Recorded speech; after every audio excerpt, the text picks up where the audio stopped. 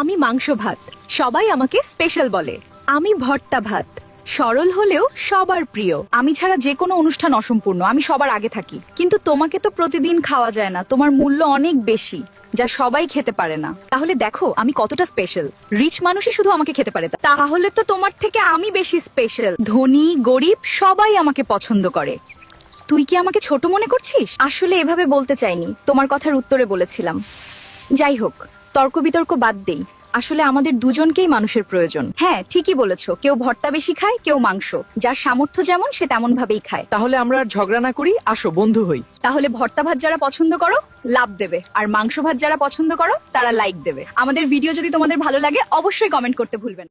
আগেই মেয়েরা রান্না বান্না বলতে আমাকেই বুঝতো, সংসারের প্রতিটা পদে পদে আমাকে লাগতো। এখন সবাই দামি বাসনে মজেছে, কেউ আমাকে একটা বারের জন্য চুয়েও দেখে না।